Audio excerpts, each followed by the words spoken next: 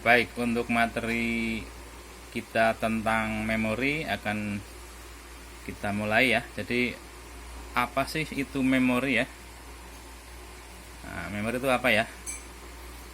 Ya, apa kira-kira?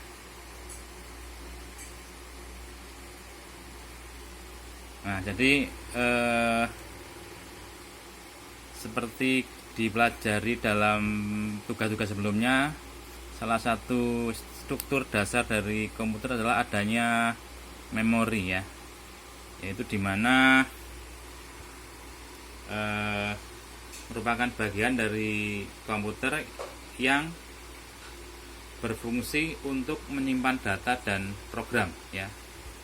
Jadi semua data, program atau perintah itu masuk dari inputan, dia akan tersimpan dulu di dalam yang namanya memori ya.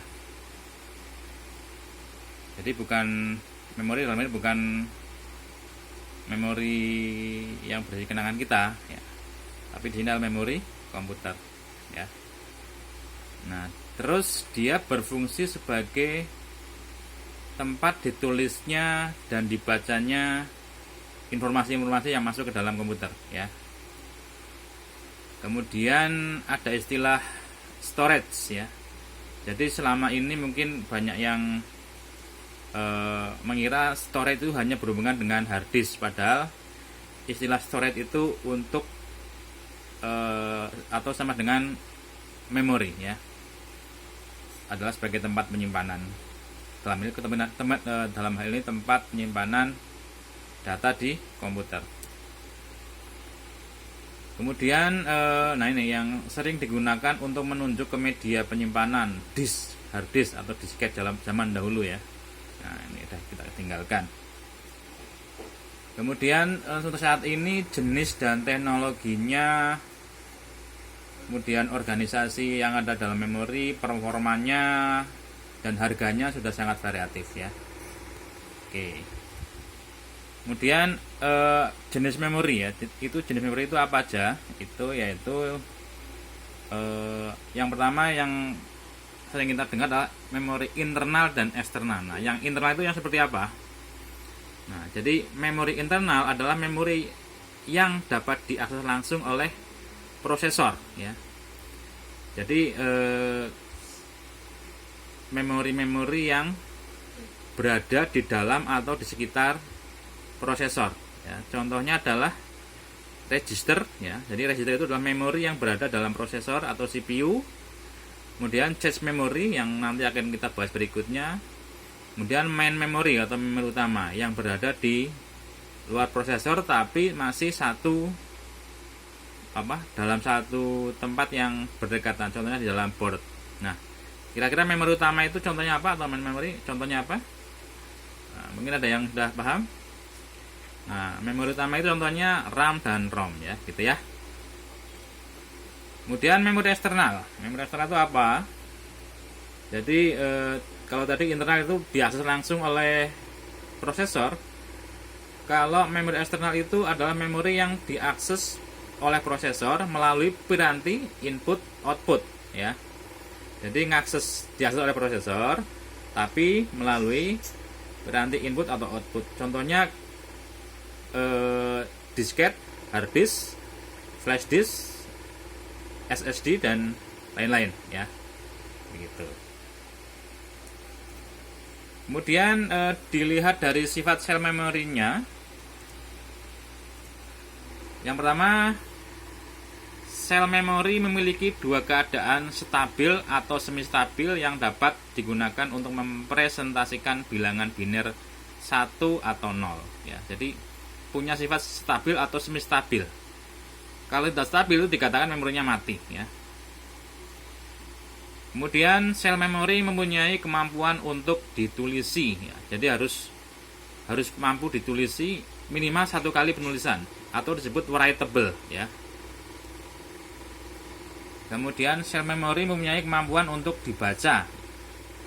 Selain tadi ditulisi, dimasukkan datanya, Setelah itu harus bisa dibaca data atau instruksi atau program yang masuk ke dalamnya, ya, atau istilahnya readable, ya. Nah, kemudian bagaimana terminal fungsi sel memori, ya, seperti apa, ya.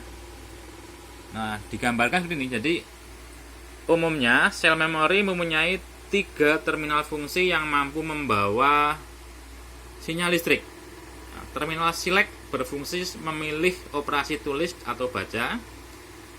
Untuk penulisan, terminal lainnya menyediakan sinyal listrik yang men-set keadaan sel bernilai 1 atau 0, sedangkan untuk operasi pembacaan terminal ini digunakan untuk sebagai keluaran. Maksudnya apa? Jadi kita lihat dalam gambar, itu ada, kalau diibaratkan selnya seperti itu. Di sini ada terminal yang berfungsi sebagai select untuk memilih, kontrol untuk mengendalikan, data in untuk memasukkan data ke dalam sel ketika proses writable. Ketika proses readable, si terminal select ini menentukan apakah mau dibaca atau tadi ditulis, ya.